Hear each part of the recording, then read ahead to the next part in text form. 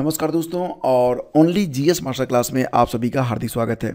RO की पूरी तैयारी करने के लिए आप लोग चैनल को अभी सब्सक्राइब कर लें और बेल आइकन को दबा लें ताकि जब भी नया वीडियो आए तो उसका नोटिफिकेशन आपको यहाँ पर मिल सके। यहाँ पर आपको करंट अफेयर की लगभग पूरी क्लास और साथ ही साथ जो PYQs हैं यानी कि प्रीवियस ईयर के जो क्वेश्चन पेपर हैं उनको पूरी तरह से हल करवाया जाएगा। तो चलिए शुरू करते हैं। अब यहाँ पर देखेंगे सामान्य अध्ययन के अंतर्गत, यानी कि ये जो पेपर है ये कब का है, 2021 का पेपर है और ये परीक्षा हुई थी 5 दिसंबर को। ठीक है, तो यहाँ पर जो भी प्रश्न मैं आपको बताऊँगा कुछ इम्पॉर्टेंट टॉपिक मैं आपको दूंगा। ये टॉपिक आप अच्छे से कवर करिएगा, इसको डीप में जाके पढ़ लीजिएगा, क्योंकि एग्ज़ाम में यही वो टॉपिक है जहाँ से प्रश्न बनते हैं। प्रश्न थोड़े से ऊपर नीचे हो सकते हैं लेकिन टॉपिक वही रहता है। तो आपको प्रश्नों पर साथ ही साथ टॉपिक पर ध्यान देना है। करंट अफेयर के अंतर्गत आपको ये पता चलेगा कि कौन से ऐसे टॉपिक हैं जहाँ से प्रश्न पूछे जाते हैं, तो वो एरियाज आपके लिए काफ़ी इम्पॉर्टेंट हैं, उस पर आपको डीप स्टडी कर लेनी है। तो चलिए मैं यहाँ पर आपको जो है हिंदी का जो वर्जन है वही लेके चलूँगा। तो हिंदी वर्जन में जो भी प्रश्न यहाँ पर बन रहे हैं उनको देखते हैं। पहला क्वेश्चन है, निम्नांकित शब्दों में से कौन सा एक शब्द टीचर्स शब्द से नहीं लिखा जा सकता। ठीक है, तो यहाँ पर टीचर से जो चेयर है ये नहीं लिख सकते आप, ऑप्शन डी करेक्ट है। खैर ये रीजनिंग का प्रश्न है तो इस पर बहुत अधिक फोकस करने की जरूरत भी नहीं है। काकोरी षड्यंत्र केस में प्रधान आरोपी पंडित राम प्रसाद बिस्मिल को उत्तर प्रदेश के किस शहर में फांसी दी गई थी। देखो फ्रेंड्स, ये जो काकोरी ट्रेन एक्शन हुआ था ये घटना हुई थी, आपको याद होगा कि 9 अगस्त 1925 को ये घटना घटी थी और इसमें राम प्रसाद बिस्मिल जी, अशफाक उल्ला खान और राजेंद्र लाहिड़ी को जो है फांसी की सजा दी गई थी। तो राम प्रसाद बिस्मिल जी को गोरखपुर में, अशफाक उल्ला खान को फैजाबाद की जेल में, फैजाबाद, और राजेंद्र लाहिड़ी को जो है गोंडा जेल में फांसी दी गई थी। तो यहाँ पर जो आंसर बन रहा है वो ऑप्शन बी बन रहा है। 19 दिसंबर 1927 को इनको जो है फांसी दी गई थी। अगला क्वेश्चन है, नाइजर यानी कि राम तिल की फसल एक तेल की फसल है, इसके बीजों में तेल की मात्रा कितनी पाई जाती है। तो ये आपका जो है जनरल साइंस का प्रश्न है और यहाँ पर जो उत्तर है ऑप्शन डी है। जो भी तूफान आते हैं, ठीक है, उनके बारे में आप अच्छे से समझिए कि ये तूफान जो है कहाँ पर आए हैं और ख़ास तौर से नामकरण किसने किया है। ठीक है, किस सागर से उठा है और कहाँ पर इसने तबाही मचाई, सारी चीज़ें आपको ध्यान में रखना है। तो तौकते ये तब आया था, तो तौकते जो था किस सागर से उत्पन्न हुआ था, तो इसका आंसर था अरब सागर। निम्न राज्यों में कौन ट्यूबवेल सिंचाई के क्षेत्र में सर्वोच्च है। तो ट्यूबवेल सिंचाई के क्षेत्र में सर्वोच्च है उत्तर प्रदेश। लगभग 73% यहाँ पर जो सिंचाई होती है वो ट्यूबवेल से होती है। निम्नलिखित पर विचार कीजिए। तो देखो यहाँ पर क्या है कि खेलो इंडिया यूथ गेम से संबंधित ये प्रश्न है। ठीक है, तो इसमें यह पूछा गया था कि सही उत्तर का चयन करिए कि किन खेलों को पहली बार इसमें शामिल किया गया था। तो ये सभी इसमें शामिल थे, यानी कि यहाँ पर जो विकल्प था ऑप्शन डी ये करेक्ट है। तो जो भी खेल प्रतियोगिताएं हो रही हैं उनके बारे में जितने भी प्रश्न बन रहे हैं उनको आप लोग अच्छे से कवर कीजिए। अगला क्वेश्चन होगा कि निम्नलिखित राज्यों में किसने ई राशन कार्ड सेवा को सर्वप्रथम आरंभ किया। तो सर्वप्रथम जो भी घटनाएं घट रही हैं वो बिल्कुल आप रटते हुए आगे बढ़ेंगे। यहाँ पर जो आंसर था वो ऑप्शन डी था। फिलहाल ये इस साल इम्पॉर्टेंट नहीं, लेकिन फिलहाल 2023 में जो चीज़ें पहली बार हुई हैं वो आपको अच्छे से याद रखना है। 17 सितंबर 1921 को शुरू किया गया अखिल भारतीय अभियान एक पहल किससे संबंधित था। तो ये था न्याय आपके द्वार से। जितनी भी जनजातियां हैं उनके बारे में अच्छे से नोट्स बना लीजिएगा। जिससे कि यहाँ पर पूछा गया था कि तमरिया जनजाति भारत के किस राज्य में पाई जाती है, तो इसका उत्तर है झारखंड। ठीक है, तो आपको जनजातियों के बारे में अच्छा खासा नॉलेज रखना है। संस्कृति के 4 अध्याय पुस्तक के लेखक कौन है। तो रामधारी सिंह दिनकर। प्रायः ऐसी चीज़ें नहीं पूछी जाती हैं लेकिन इस बार पूछ ली गई, तो चलो ये एक अपवाद रहेगा। उत्तर प्रदेश की सांस्कृतिक विरासत के संदर्भ में निम्नलिखित कथनों में कौन सा कथन सही है। तो इस प्रदेश के अनेक उत्खनित पुरास्थलों से वैश्विक संदर्भ में कृषि के प्राचीनतम प्रमाण प्राप्त हुए हैं, ये करेक्ट है। प्राचीनतम प्राप्त कृषि अन्न जौ और धान प्राप्त हुए हैं, ये भी सही है। यानी कि यहाँ पर जो दोनों कथन हैं ये सही हैं। तो यहाँ पर जो विकल्प होगा वो ऑप्शन सी करेक्ट होगा। आगे बढ़िए। निम्नलिखित दो कथन दिए गए हैं, एक को अभिकथन ए और दूसरे को कारण आर कहा गया है। थोड़ा सा इसको मैं कवर कर लेता हूँ ताकि आप इसे देख सकें। तो एक को अभिकथन ए और दूसरे को कारण आर कहा गया है। अभिकथन क्या है कि भारतीय प्रश्नों पर विवेचना के लिए दादाभाई नौरोजी ने 1866 में लंदन में ईस्ट इंडिया एसोसिएशन का गठन किया। वह ब्रिटिश जनमानस को प्रभावित करना चाहते थे। तो दोनों ही कथन यहाँ पर सही हैं, यानी कि ऑप्शन सी करेक्ट होगा। ए और आर दोनों सही हैं और आर ए की व्याख्या करता है। अगला क्वेश्चन पूछा गया था, निम्नलिखित युग्मों में कौन से सुमेलित हैं? तो चुकंदर में चीनी पाई जाती है, करेक्ट है। शहद में ग्लूकोज और फ्रक्टोज होता है, ये भी सही है। कपास में सेलुलोज होता है और दुग्ध में लैक्टोज होता है, यानी कि सभी विकल्प यहाँ पर करेक्ट हैं। ऑप्शन डी सही होगा। ये देखिए आपका एक प्रश्न आ गया रीजनिंग का कि संख्या क्रम में एक गलत संख्या दी गई है। तो फिलहाल आगे बढ़ते हैं। ब्रिटिश उपनिवेशवाद के विरुद्ध भोजपुरी के लोकप्रिय कविता फिरंगिया लिखने वाले कवि का नाम क्या था? तो ये नाम है ऑप्शन ए मनोरंजन। ठीक है। अगला क्वेश्चन था कि विश्व में मछली का सबसे बड़ा उत्पादक देश कौन सा है? तो दोस्तों विश्व में मछली का जो सबसे बड़ा उत्पादक देश है वो चाइना है। ये तो आप जानते ही हैं कि चाइना जो है ये दुनिया में मछली का सबसे अधिक उत्पादन करता है। तो यहाँ पर जो आंसर आपका बन रहा है वो ऑप्शन कौन सा बन रहा है? जी हाँ, ऑप्शन बी। अब देखो ये पूछा गया था कि नीचे दिए गए शब्दों को शब्दकोश के अनुसार व्यवस्थित कीजिए तथा उस शब्द को ज्ञात कीजिए जो शब्दकोश में ठीक दूसरे स्थान पर आएगा। तो यहाँ पर पहले स्थान पर क्या आएगा? अब यहाँ पर देखो पहले स्थान पर तो सी आ रहा है ना, तो सी ही है। फिर दूसरे स्थान पर ओ चल रहा है, तो ओ देख लीजिए, ये तो ठीक है। इसके बाद यन यन यन और यू आ रहा है, तो ये भी। इसके बाद क्या है? ये देखो सी आ रहा है, ये यहाँ पर भी सी आ रहा है और ये यहाँ पर यफ आ रहा है। ठीक है। तो इसी आधार पर ठीक दूसरे स्थान पर क्या आएगा? तो यहाँ पर देखेंगे तो ये दोनों सी आ रहे हैं, तो बस इन्हीं दोनों में से कोई एक होगा। तो इसके बाद अगर आप देखेंगे तो पहले स्थान पर ई है, फिर यहाँ पर यल है, यानी कि ये पहले स्थान पर आएगा और ये दूसरे स्थान पर आएगा। तो ऑप्शन ए यहाँ पर करेक्ट है। मुगल बादशाह द्वारा नियुक्त बंगाल का अंतिम सूबेदार कौन था? मुर्शिद कुली खां।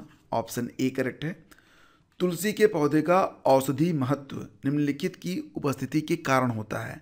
तो फिनोल और फ्लोराइड्स पाए जाते हैं, इसी की वजह से होता है। कौन सा लौह इस्पात संयंत्र नदी तट पर स्थित नहीं है? भिलाई, बोकारो, जमशेदपुर और भद्रावती। तो दोस्तों ये बहुत ही इंपॉर्टेंट क्वेश्चन है, इसके बारे में आपको बहुत अच्छे से समझ लेना चाहिए। जिससे कि इसमें जो आपका उत्तर बन रहा है वो बन रहा है भिलाई। ठीक है। तो भिलाई तो आपका आंसर बन रहा है, लेकिन अगर हम बात करें कि जो बोकारो, जमशेदपुर और भद्रावती हैं ये कहाँ कहाँ पर स्थित है, तो भिलाई इस्पात संयंत्र की स्थापना ये कब होती है? ये हुई थी 1959 में। कहाँ पर? मध्य प्रदेश में। लेकिन वर्तमान में अभी ये कहाँ पर चला गया है? तो वर्तमान में अभी चला गया है छत्तीसगढ़ में। ठीक है। ये भी याद रखना कि भिलाई इस्पात संयंत्र की स्थापना जो हुई थी ये किसके सहयोग से हुई थी? तो रूस के सहयोग से इसकी स्थापना की गई थी। तो इसके बाद बात करें यहाँ पर बोकारो, तो बोकारो इस्पात संयंत्र ये कहाँ पर है? तो वर्तमान में ये झारखंड में स्थित है। कहाँ पर? झारखंड में स्थित है। ये दामोदर और बोकारो के संगम पर है। जमशेदपुर ये भी झारखंड में ही है।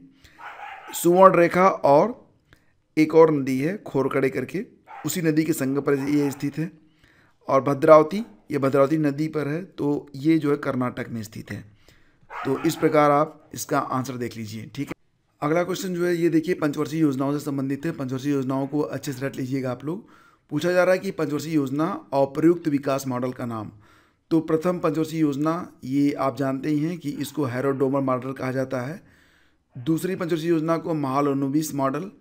तीसरी पंचवर्षीय योजना जो है ये एस चक्रवर्ती मॉडल पर आधारित थी। और चतुर्थ वाला क्या था? अशोक रुद्र मॉडल पर आधारित था। तो इसका जो विकल्प बी है ये बिल्कुल सही है। आगे बढ़ते हैं। भारत कृषि उत्पाद व्यापार व वाणिज्य बिल 2020 में निम्न में किसका उल्लेख नहीं किया गया है? किसका उल्लेख नहीं किया गया है ये प्रश्न बन रहा है यहाँ पर। तो यहाँ पर देखिए न्यूनतम समर्थन मूल्य के बारे में बात नहीं की गई थी, तो ऑप्शन बी इसका करेक्ट है। कौन सी नदी उत्तर प्रदेश राज्य से प्रभावित नहीं होती है? तो आपको पता ही है कि जो सोन नदी के बारे में बात हो रही है यहाँ पर फ्रेंड्स, तो सोन नदी का उद्गम ये मध्य प्रदेश से है। ये प्रवाहित कहाँ कहाँ पर होती है? तो मध्य प्रदेश, उत्तर प्रदेश, झारखंड और बिहार में। हिंडन नदी जो है ये सहारनपुर से निकलती है, उत्तर प्रदेश से संबंधित है। गंडक नदी जो है ये पूर्णतया बिहार से संबंधित है। तो यही हमारा उत्तर बनेगा ऑप्शन सी, यानी कि गंडक नदी। ठीक है, तो गंडक नदी जो है इसका संबंध जो है उत्तर प्रदेश में नहीं है। रही बात शारदा नदी की, तो शारदा नदी इसको काली नदी या महाकाली नदी भी कहा जाता है। इसका उद्गम जो है ये काला पानी पिथौरागढ़ उत्तराखंड से होता है। तो यहाँ पर जो विकल्प सी है ये करेक्ट है। अगला क्वेश्चन देखिए, कौन भारत की सबसे मीठे पानी की झील है? तो भारत की सबसे मीठे पानी की झील फ्रेंड्स वुलर झील मानी जाती है, यानी कि विकल्प बी करेक्ट है। ये जम्मू कश्मीर में स्थित है। कौन सही सुमेलित नहीं है? कंपनी अधिनियम 2013 सही है। भारतीय संविधान अधिनियम 1870 इसकी जगह पर होना चाहिए था सिर्फ 1872, तो ये भी सही हो जाता। साझेदारी अधिनियम 1932 और वस्तु विक्रय अधिनियम 1930, तो सब सही है।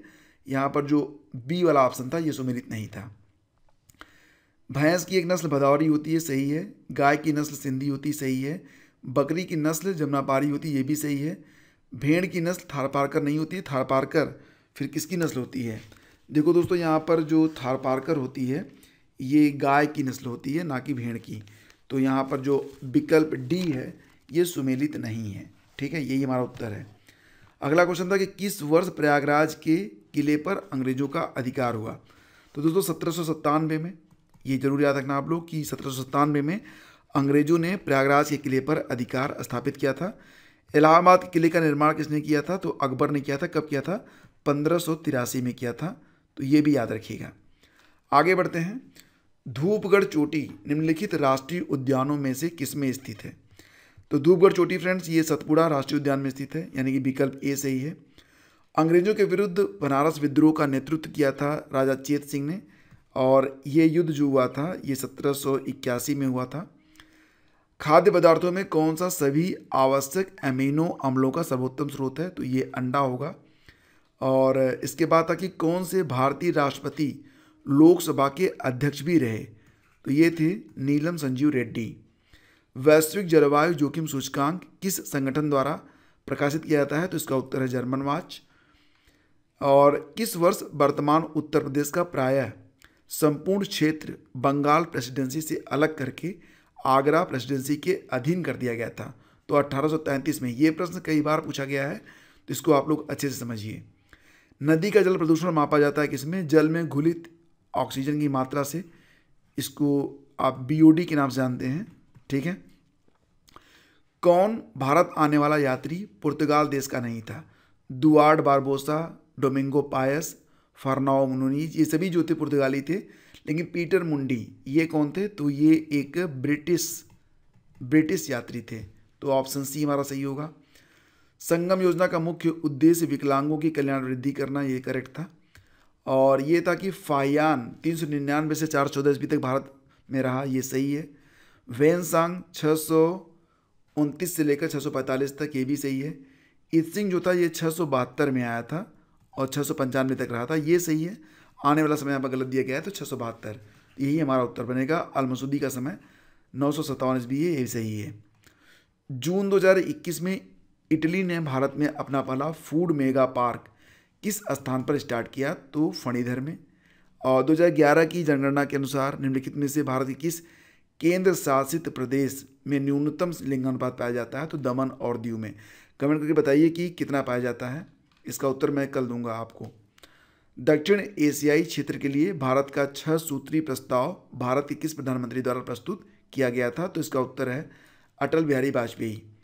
निम्नलिखित में किस शहर को जून 2021 में घोषित इंडिया स्मार्ट सिटी अवार्ड 2020 की सामाजिक पहलू श्रेणी में विजेता घोषित किया गया था? तो तिरुपति को। अब प्रश्नों को कितना डीप में पूछा जा रहा है इसको देखिए आप लोग।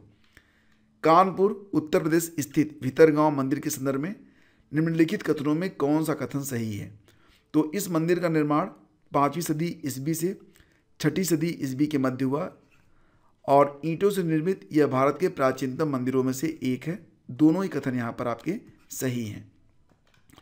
ये देखिए कौन सा एक अलग है? टोक्यो भी राजधानी, लंदन भी राजधानी, बीजिंग भी, न्यूयॉर्क नहीं है, तो ये अलग हो गया। ब्रिटिश भारत में सैन्य बल पर केंद्रीय राजस्व का कुल कितना प्रतिशत व्यय होता था? तो 40%। अगला क्वेश्चन था कि निम्नलिखित घटनाओं और योजनाओं पर विचार कीजिए। सामुदायिक विकास कार्यक्रम की शुरुआत होती है कब से? तो फ्रेंड्स ये हुई थी 1952 में। ये जरूर याद रखिएगा, ये कई बार पूछा गया प्रश्न है। प्रजातांत्रिक विकेंद्रीकरण की संस्कृति, बलवंत राय मेहता समिति, 1957। इसको क्या लिखेंगे आप? 1957। की विलेज स्कीम की शुरुआत कब होती है? तो ये हो गई थी सबसे पहले 1950 में, और ये जो है चौथा, ये 1999 माना जाएगा। तो सबसे पहले 3 आएगा, उसके बाद 1, 2, 4, यानी कि विकल्प सी सही है। इंडोनेशिया निम्नलिखित में से किस देश के साथ भूमि साझा नहीं करता है? ठीक है, तो दोस्तों यहाँ पर देखेंगे अगर आप, तो इंडोनेशिया बोर्नियो द्वीप पर जो है मलेशिया के साथ, बोर्नियो द्वीप पर मलेशिया के साथ, तिमोर द्वीप पर, पूर्वी तिमोर इसको कहते हैं, तिमोर लेस्ते को, तो यहाँ पर तिमोर द्वीप पर, और पापुआ द्वीप पर पापुआ न्यू गिनी के साथ करता है, लेकिन ब्रुनोई के साथ ये भूमि साझा नहीं करता है। तो ऑप्शन ए यहाँ पर करेक्ट होगा। गुरु नानक ने अपना उत्तराधिकारी किसे घोषित किया था? तो लहना को, और यही जो थे वो बाद में चलकर गुरु अंगद के नाम से जाने गए। ठीक है, तो फ्रेंड्स आज की वीडियो में बस 50 प्रश्न हैं, बाकी जो प्रश्न हैं वो सीरियल वाइज आपको मिलेंगे। तो अगर आप चाहते हैं कि सीरीज प्रतिदिन आपको मिलती रहे तो वीडियो को लाइक और शेयर करना बिल्कुल मत भूलिएगा। इस चैनल को आपके सपोर्ट की बेहद आवश्यकता है फ्रेंड्स। नियमित तौर से यहाँ पर अगर आप चाहते हैं कि आपको करंट अफेयर, सीसैट का पेपर और हिंदी का जो पेपर है वो, यूपी पीसीएस और आरओ के लिए जो स्टडी मटेरियल है वो मिलता रहे, तो वीडियो को लाइक और शेयर जरूर कीजिएगा। आप जिस भी ग्रुप से जुड़े हुए हों, व्हाट्सएप स्टेटस या फिर टेलीग्राम चैनल या फिर फेसबुक ग्रुप, तो वहाँ पर इस वीडियो को शेयर जरूर कर दीजिएगा। कम से कम एक लाइक तो करके जाइएगा। Thank you.